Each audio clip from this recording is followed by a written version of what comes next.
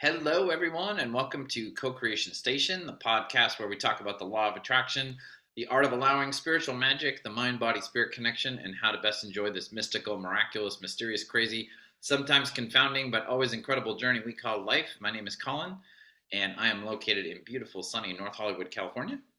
My name is Stephanie Orlina. I am a transformational life coach and I help people shift away from negative thinking. And I'm in San Diego, California. We want to thank you so much for listening or watching or both, whatever you're doing to join us today. Thank you so much. And we want those of you who are celebrating Christmas, we want to wish you a Merry Christmas. Happy holidays to everybody. Hope you are having a wonderful holiday season.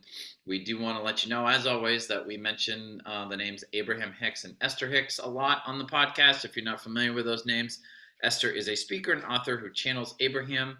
Abraham is described as a group of entities from beyond our physical world who share their wisdom by speaking through Esther at workshops and speaking opportunities all around the world. You can find more about them by searching for Abraham Hicks or Esther Hicks on YouTube or your web browser, or you can find out more about them at their website, abraham-hicks.com. Happy holidays to you, Stephanie. Hope you're having a good holiday season. And Merry Christmas, Collin. Thank you. Merry Christmas to you as well. Each week we just start our discussion off here from a different jumping off point. And because it's Christmas, I guess we're going to talk about giving. And no, I'm just kidding. I'm like we are. I mean, that sounds nice. Like we can go there. No, why would like we talk Christmas, about we that? could talk about family dynamics. There's plenty of programming about the real meaning of Christmas these days.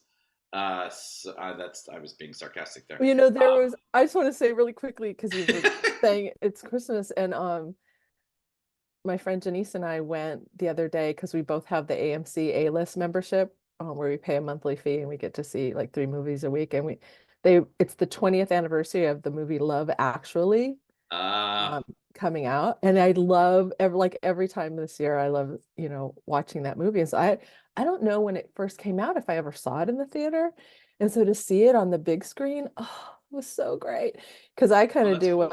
what Abraham does, is like I'll fast forward through movies that I like to my favorite parts instead of watching the whole thing. So it was the first time that I actually watched it in a long time from beginning to end. And it's such a great movie.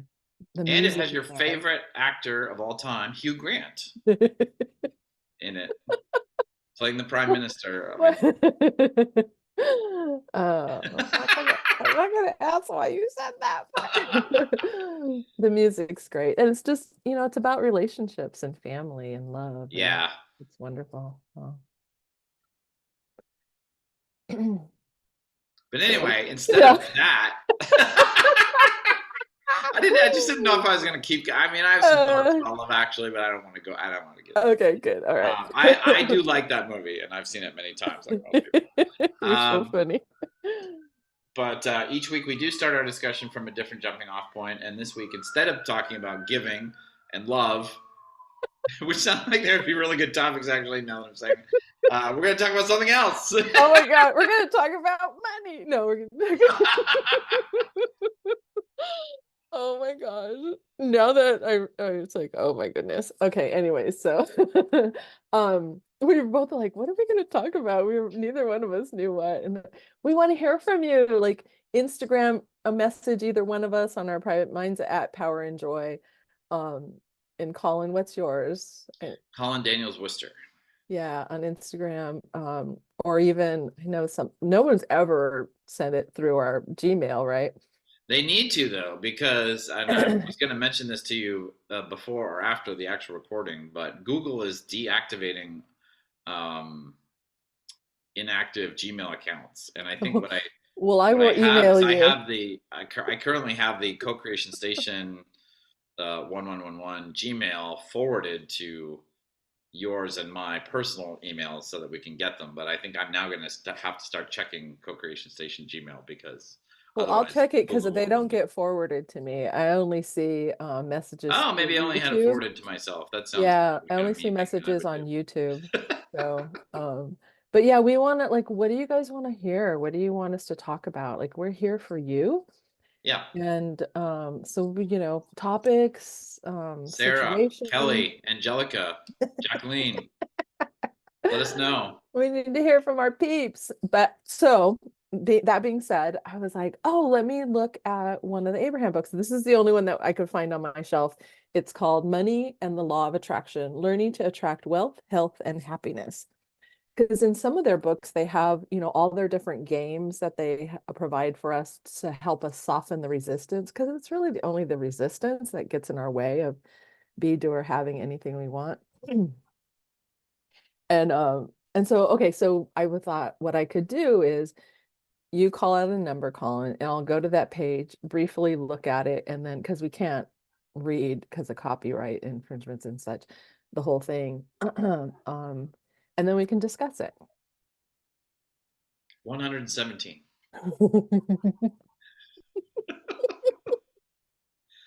Oh my God, I was like, what? Why did you say Let's that see. number? Oh, yeah, I just set up this entire exercise so that you could do that. Okay.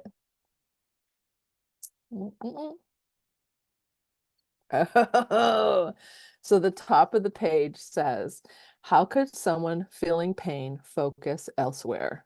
Oh my gosh, that's amazing. Woo! They can't. That's the problem. Yeah, they can. I was just gonna end the episode right there. Thanks, Okay, everybody. Merry Christmas. I was say, um, how could I do this? Okay, most of you do not think clearly about what you do want until you are living what you do not want. Mm, And then it says, then you give it all your attention, which knowing the law of attraction, as we do, only makes things worse. And so encouragement would be looking for times or seconds when you're not feeling such intensity of throbbing. yeah.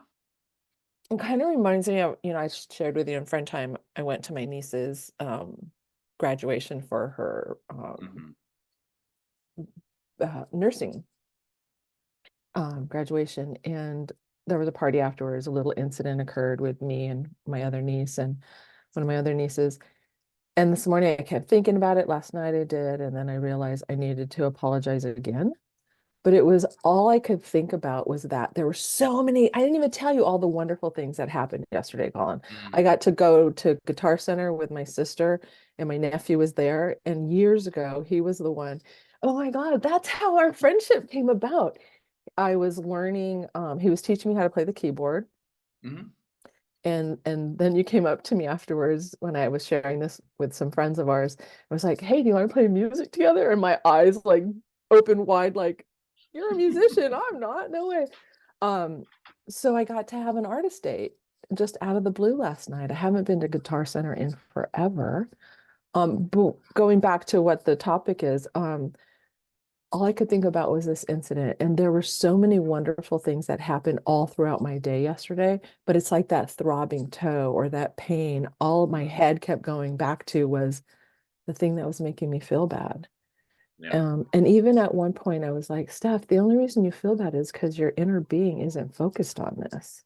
Mm, Like your inner being is focused on the love that you and your niece have for each other, um, and anything and everything else, but not this thing. And I couldn't pull myself away from it, even though I tried to be like, you had an artist stayed at Guitar Center, like you were there with Jay, because I haven't spent a lot of time with him.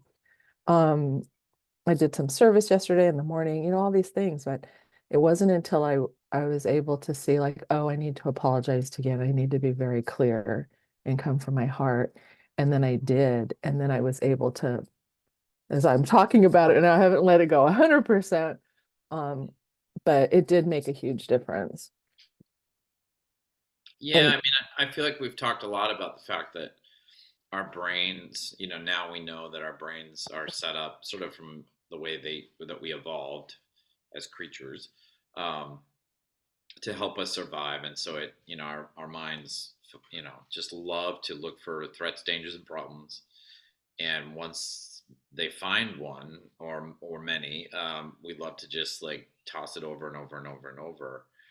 Um, and ages and ages ago that helped us survive, but really in most modern day situations, it just doesn't help at all, and it makes the situation worse quite often. And we know from the law of attraction that if we keep focusing our energy on something that makes us feel bad, and then we that creates an emotional state within us where we feel a negative emotion, and that creates a negative vibration of energy that then goes out and is matched by the universe to bring more negative stuff. So I mean, when you first read that passage, I was like, oh yeah, that's really tough.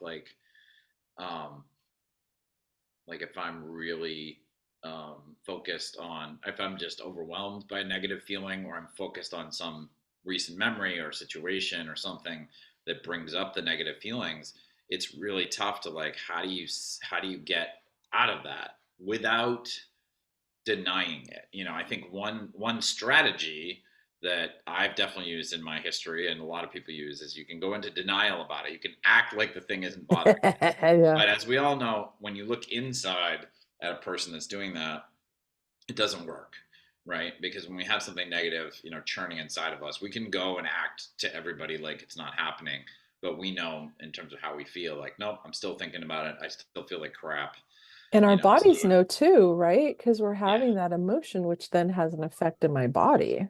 yeah, yeah. So it's like, so how do you move sort of healthily from pain to a higher state of emotion. And I think one of the things that's really helpful is the thing that, and I completely had never heard this before. I uh, started listening to Esther and Abraham, was the whole how she talks about the emotional scale. Yeah. Like you shouldn't try to go, and I feel like in our society we try to do this. Like if you're if somebody comes up to you and you say, they say, oh, how you doing today, and you're like, oh man, I'm super depressed. It's like very common that the other person like immediately tries to just like suggest why you shouldn't feel terrible, and like, oh, turn that frown upside down and whatever. And it's like, and I feel like that's one thing I learned is like, oh, if I feel down, I need to like flip to happy like immediately. And I think what Esther and Abraham really helped me learn was like, don't do that. Like that's too far. Like from depression to like joy is like way too far on the emotional Yeah, spectrum. it's It's too big of a unfair, and leap. it's kind of cruel to yourself to say, well, I'm going to expect myself to go from here to here in one jump. And I love how she talks about, you can climb up the emotional scale. If you're feeling Yeah. depressed, you can get angry at whatever is making you depressed, if it's a person or a situation. And like that's still negative energy, it's still negative vibration, but it's better than total depression, hopelessness, like, oh, nothing matters, Yeah. that kind of thing. Yeah. And eventually you can slowly work your way up to even keel, and then work your way up to joy. But like if somebody, I'm just going to take a extreme example that doesn't really happen in real life, but like if a loved one very close to you died, and then you tried to like not feel the sadness by going home and putting on your favorite happy song, like that's not recommended, that's not healthy, it's not gonna work. you know like, because those two states, the pain of losing a loved one and like you're dancing to your favorite song when there's nothing else going on in your life, those are too far apart. you know so, and I think, you and I have talked about too, like there is sometimes where you feel pain. Loss of a loved one is, especially a sudden one or an unexpected one, is a great example. Um, I mean, I don't think the point is to not feel those things. I don't think Yeah. by Yeah. saying that you want to spend as much time feeling good, attracting good things, it doesn't mean you don't have negative emotions. It just means that the way I think about it is you, I try to live a life where I never stay stuck in a negative emotion. Like if a negative emotion like pain from loss comes up, I try to feel it as best I can, let it flow through me. Like if it's really grief from the loss of a loved one, that's something I'm gonna have waves of it over time. It's not just gonna be a one and done. I like that because do they talk, is it seven stages of grief? I think Is so. that what? Sorry, I was Yeah. just trying to. Yeah, Yeah. I think Yes. that's it's Yeah. either 5 or 7. It's true. It's Yeah. absolutely true. Yeah. Well, I feel like that gets referenced a lot in our culture. I'm sure some author came up with it, but like that sort of thing of like the 5 stages or the 7 stages, whatever it is. I mean, I feel like Mhm. that's a similar concept to the emotional scale. It's like that Yeah. negative feelings are something that you need to move through, Hmm. and you can block. the progress. Like you can stay stuck in it by saying, well, that's a bad feeling, I don't want to feel it, I'm just going to distract myself, blah blah blah, la la la, I'm not feeling it. Or you can move through it. And I think that's my thing today, is like what I try to do is like, if I'm feeling a negative emotion, first of all, it's in my body. Like I can't like have it, I can't go back in time and have not felt the feeling or whatever. So one thing is just to accept it and accept that all feelings are okay, and they're human, they happen, they're all okay. But the next thing is this a feeling that I need to like, it's happening because of something real, and I'm having a real emotional reaction to it, in which case I need to let it flow through me, and whatever time that takes, the natural healthy time it takes. Or is this negative feeling coming from negative thoughts that are just completely unnecessary, and I'm making myself feel bad by just thinking bad thoughts that I don't have to think, like you're saying, like I've definitely had situations where, I'll have disagreement with somebody and it creates hurt feelings in me, and instead of either letting them flow through me and let go, or do something to address it with the other person so that I can Right. let it go Yeah. through, I will just stay stuck with it, and I'll obsess about it, and then I'll just feel terrible day after day after day, and I'll wake up in the Yeah. morning, I'll be like, that thing with that person, and I feel Yeah. terrible all Yeah. day. Mm. And that's what I'm trying to avoid. I'm trying to practice so that I catch feelings more often, I'm more aware of them, and Mhm. then if they happen to be negative feelings, that I either let them flow through me, address them so they can let them flow through me, or if I'm just generating them out of habit or programming or just, some triggering event, Mhm. really try to change my thinking and go up that Yeah. emotional scale so I don't Yeah. stay Yeah. stuck in, Yeah. pain, depression, anger, sadness. And I think that's really pain what is it's part of life, but it doesn't have to, I don't think we ever have to stay stuck in it. right. Yeah, moving through it. Yeah. Right. Yeah, that's the important thing. Um, yeah, I just lost my train of thought. Okay, I'm gonna pick a number. Okay. 98. Let's see. 98. Oh yeah. Oh, I could even go back to some of the ones that I circled. Yeah, because 98 is a blank page. So I'm gonna Interesting. go to one that I put. Okay, I circled page 72. What anyone else has or does not have has nothing to do with you. The only thing that affects your Mm. experience is the way you utilize the non-physical energy with your thought. It has only to do with your offering of thought. I don't know where the mind virus of somebody got this thing that I wanted, so I can't have one. I don't know where that started, but that is one of my pet peeves now when I catch myself doing it. It's just so ridiculous, because to think that like somebody who's, had a completely different background, history, whatever, gets something you want, and that has anything to do with you and whether or not you're going to get it is just ludicrous. And yet I feel like I hear it I hear it in my mind from my old programming. I hear it in discussions with my friends. Like I remember I was at a wedding a few months ago, and I was talking to a person much younger than me who was like thinking about their future, and she was like, "Well, I kind of want to be an actor, but I think I'm going to have to be a voice actor because regular acting is too competitive." And I'm just sort of like, "Wow, like where did that, like she's already decided she's not as good as other actors and can't Mm, make it as a live actor, so she has to, not that mm, there's anything wrong with voice acting, it's perfectly wonderful, but it's like you're making all these decisions for the universe, comparing yourself to these other people. mm. Like, how do you think that has anything to do with you and your journey? You know what I mean? But like that's a very common idea, that like I have to Yeah. compare myself to others, find out what, and find out how that limits me, and then operate within my limited options because, I'm not as good as other people. It's like, what are you doing? And what I like too is, well, it is that lack mentality, right? Yeah.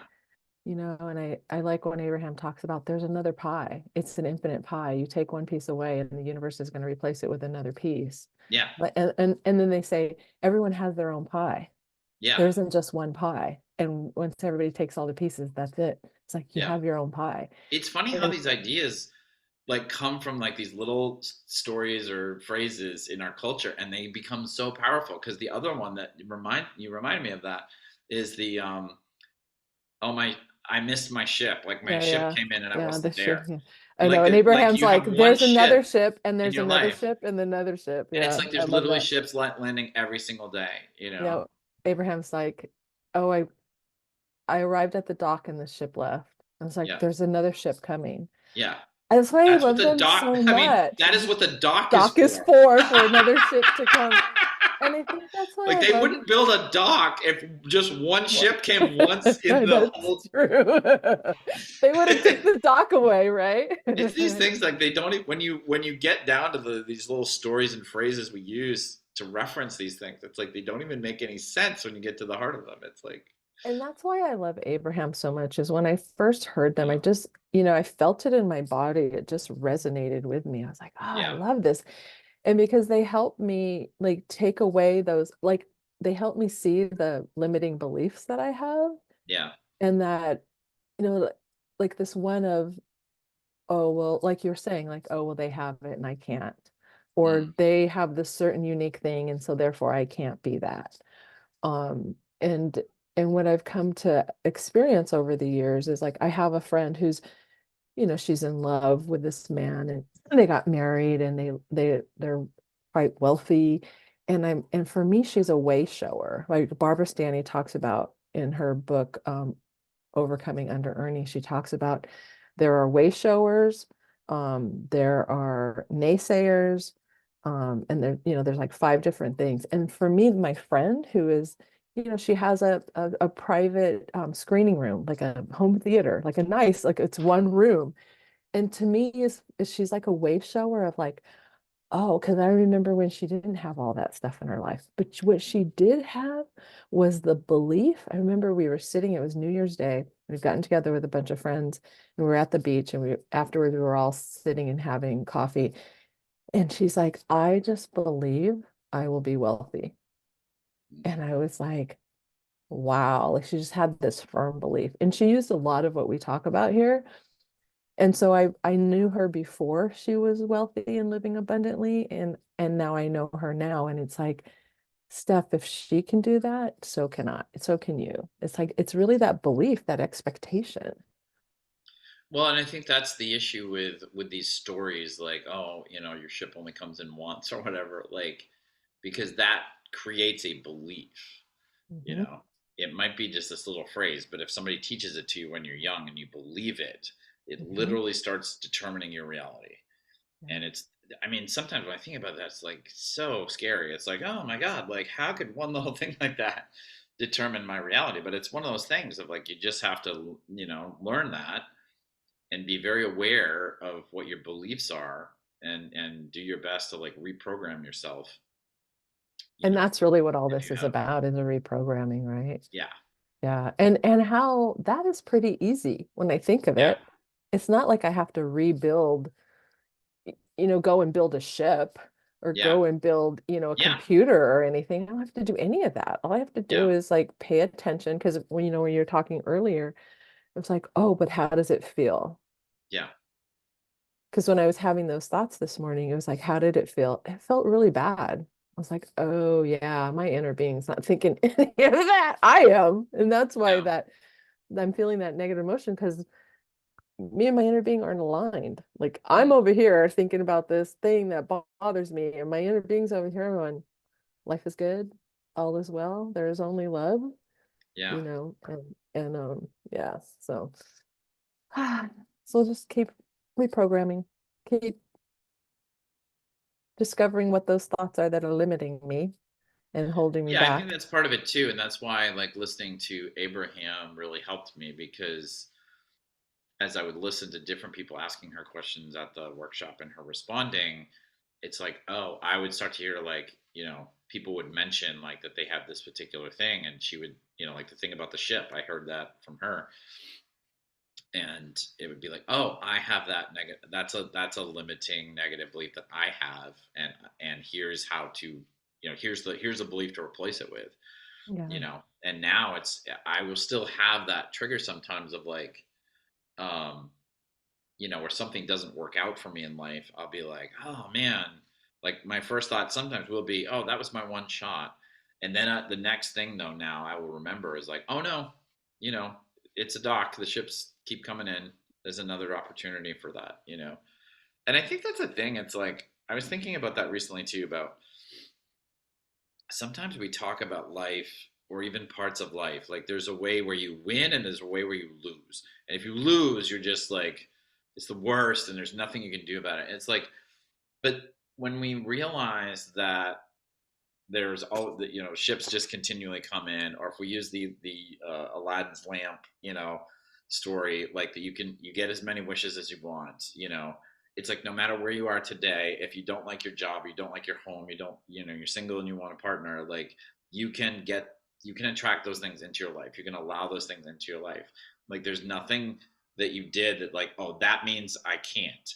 I'll never Mhm. I think I've talked about this story before, but there was a band I was friends with in New York City when my band Victor Bravo was active, and they told me this story one time about how they were getting a big following years ago, and this is long after they'd broken up. But I was talking to the drummer, and they were getting a big following, and they did this big show, and they were told that one of the A&R people from the record company who discovers bands and signs them to album deals, whatever, the A&R person from some record label that worked with Metallica was going to come to their show.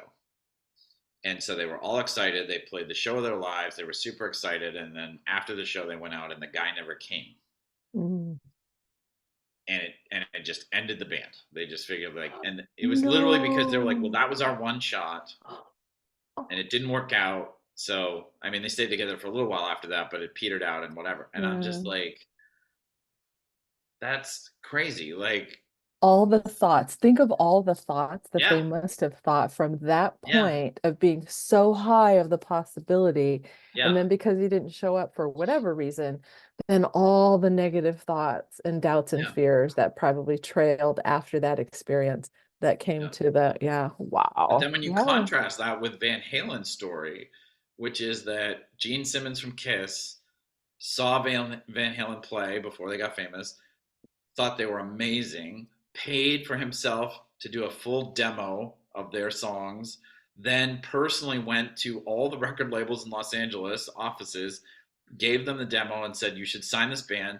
Every record label in LA passed, and they still got successful later. You know Mm, what I mean? wow. It's just because that they didn't do that. I mean, part of it, it's not the whole story, but part of it is they didn't do that one thing. A lot of bands would have done, would have had that happen and say, well, Gene Simmons of Kiss, which is like the biggest rock band in the world at that time, paid for our demo, thinks we're amazing, told every Mhm. record label in LA that Yeah, we're amazing. yeah, yeah, All of them turned us down. Of course, we failed and we have to give up. yeah. Or they even could have had some of that going on. And then that's whole things like fall down 7, get up Yeah, 8. yeah, It's really about getting up that yeah, last time that we fall. yeah, Yeah. I just want to quickly say, just because it's not here doesn't mean it's not coming. yeah. Really true. Well, that's a wrap on 2023 for Co-Creation Station. Well, our next episode will be on the 1st of January, It's going to be on January 2024. 1st, Woo woo. 2024. Yes. So I hope you all have a wonderful New Year's Eve. Again, Merry Christmas, Happy Holidays, and we'll see you next time on the next episode of Co-Creation Station. Bye, everybody. Bye.